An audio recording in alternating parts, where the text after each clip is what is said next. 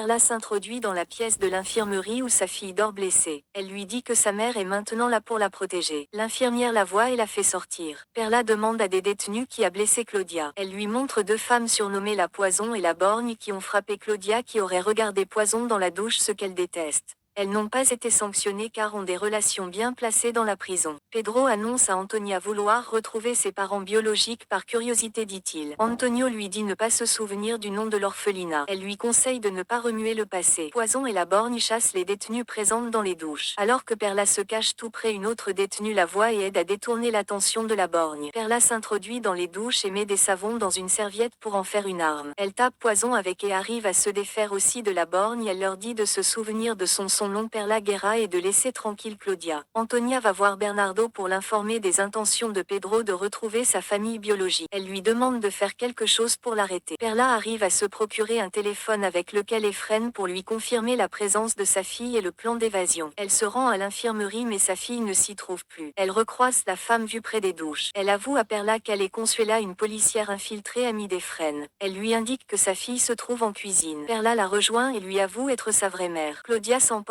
et refuse d'écouter Perla. Consuela questionne Perla sur sa relation avec Efren. Elle lui répond qu'ils se connaissent depuis petit et que c'est son meilleur ami. Consuela indique que Claudia s'est attiré beaucoup d'ennuis en prison. C'est alors que Perla est emmenée par des gardes en isolement à cause sa bagarre avec Poison et la Borgne. Antonia rend visite à la directrice de l'orphelinat pour lui rappeler les sommes versées afin qu'elle cache les papiers liés à Pedro. Elle demande également à son amant de surveiller Pedro. Des détenus indiquent à Claudia que Perla s'est fait emprisonner délibérément pour retrouver sa fille. Au jour prévu de l'évasion, Perla est encore à l'isolement. Efren part récupérer un hélicoptère. Perla sort de l'isolement, tout juste une heure avant l'heure prévue pour fuir. Elle retrouve Claudia et lui raconte toute son histoire et le plan pour fuir. Mais Claudia pense qu'elle est comme Antonia et s'éloigne d'elle. À la fête pour ses fiançailles, Pedro rompt avec sa fiancée Sofia. Maximo, le père de Sofia, exige que Pedro revienne sur sa décision car il rappelle à la famille de Pedro que sans son financement pour les mines, Antonia et sa famille sont ruinés. Perla est aidée de l'intérieur pour monter sur le toit. Consuela lui promet de retrouver sa fille pour qu'elle la rejoigne sur le toit, ce qu'elle fait. Mais elle est suivie de Poison et la Borgne qui exigent de s'enfuir avec elle. Efren est obligé de se détourner du chemin prévu sous risque de se faire abattre d'après les consignes radio qu'il reçoit. Face à cet échec, il appelle un garde de la prison pour lancer le plan B.